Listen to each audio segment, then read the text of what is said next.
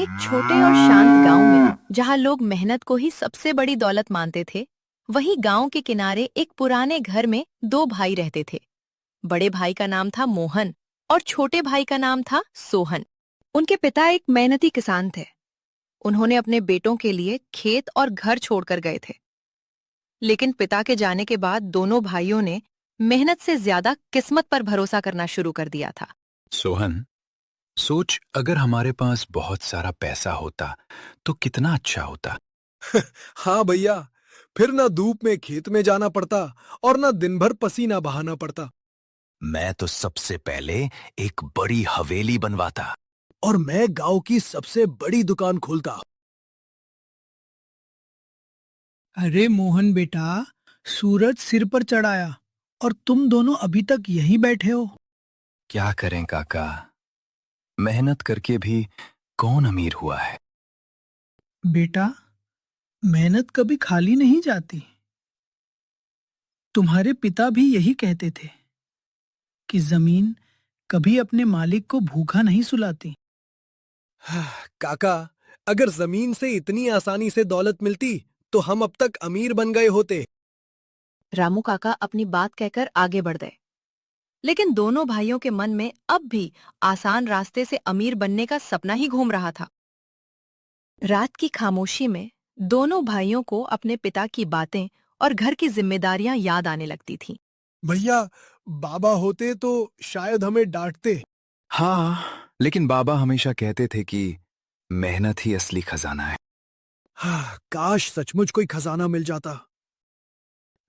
अगर ऐसा हुआ ना तो हमारी जिंदगी बदल जाएगी। समय बीतता गया, लेकिन बिना मेहनत के सपने पेट नहीं भरते। भैया, घर में बस 2 दिन का ही अनाज बचा है। तो फिर क्या करें। शायद अब खेत में काम शुरू करना पड़ेगा। चलो, कम से कम कोशिश तो करते हैं। कई महीनों बाद मोहन और सोहन अपने खेत में काम कर रहे थे। उनके हाथों को मेहनत की आदत नहीं थी, इसलिए कुछ ही देर में दोनों थकने लगे थे। भैया, ये आवाज कैसी थी? शायद कोई पत्थर होगा। दोनों भाइयों ने जल्दी जल्दी मिट्टी हटानी शुरू कर दी। मिट्टी हटाते हटाते अचानक दोनों भाइयों को जमीन के नीचे दबा एक पुराना घड़ा दिखाई दिया। उस घड़े को देखकर दोनों की आंखों में हैरानी और उत्सुकता एक साथ झलक उठी। भैया, ये घड़ा यहाँ जमीन के नीचे कैसे दबा हुआ था? पता नहीं, लेकिन लगता है इसमें कुछ जरूर है। कहीं इसमें खजाना तो नहीं छिपा? चलो, इस घड़े को घर ले चलते हैं। वहां जाकर आराम से देखेंगे कि इसके अंदर क्या छिपा है। दोनों भाइयों का दिल तेजी से धड़क रहा था। उन्हें लग रहा था कि शायद उनकी किस्मत इसी पुराने घड़े के अंदर छिपी हुई है। भैया, अगर इसमें सच में खजाना हुआ तो फिर हमारी सारी परेशानियां खत्म हो जाएंगी। दोनों भाइयों ने तय किया कि अभी इस घड़े के बारे में किसी को कुछ नहीं बताया जाएगा। उत्सुकता के साथ साथ अब उनके मन में लालच भी जन्म लेने लगा था। ध्यान रखना, इस बारे में गांव में किसी को पता नहीं चलना चाहिए।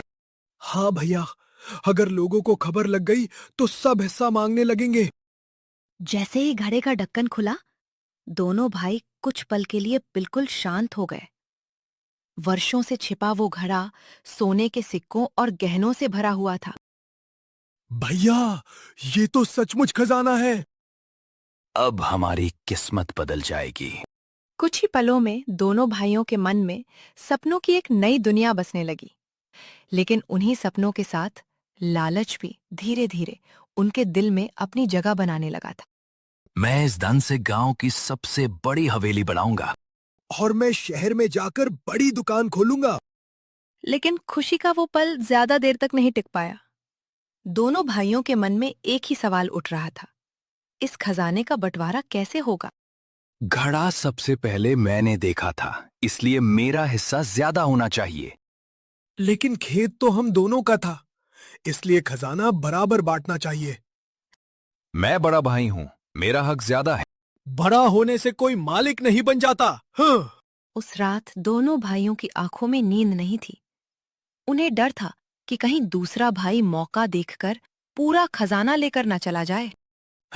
मुझे सारी रात जागना होगा। अब किसी पर भरोसा नहीं किया जा सकता। हाँ, अगली सुबह भी दोनों भाइयों का झगड़ा शांत नहीं हुआ। उनकी ऊंची आवाज सुनकर पड़ोसी रघु भी वहां आ पहुंचा।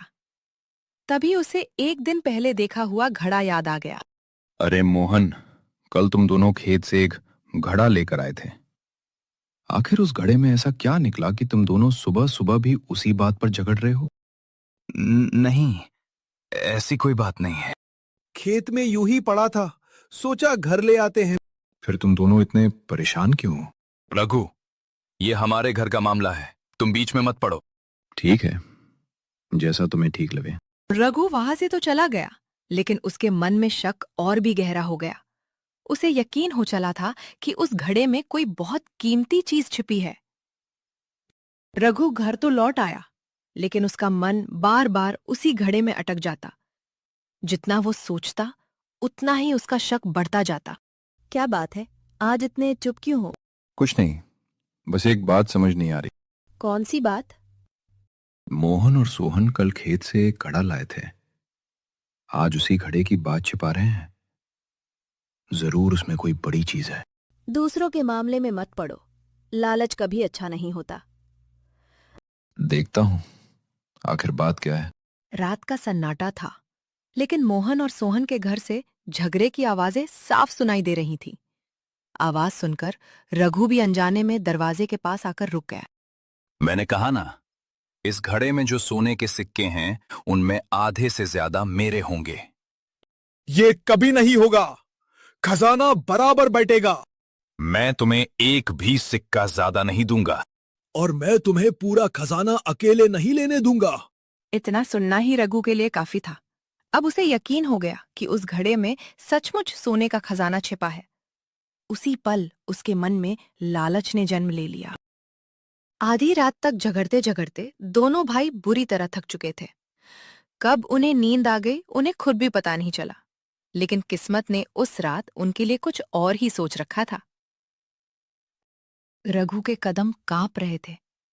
उसने जीवन में कभी चोरी नहीं की थी, लेकिन लालच ने उसकी सोच पर पर्दा डाल दिया था। उसने घड़ा उठाया और अंधेरे में गुम हो गया। सोहन, उठो। घड़ा घड़ा कहाँ गया? क्या? अभी तो यही रखा था। कुछ ही पलों में दोनों भाइयों के चेहरे का रंग उड़ गया। जिस खजाने के लिए वे रात भर लड़ते रहे, वो अब उनके पास नहीं था।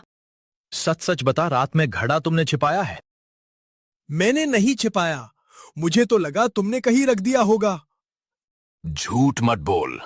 मैं झूठ नहीं बोल रहा।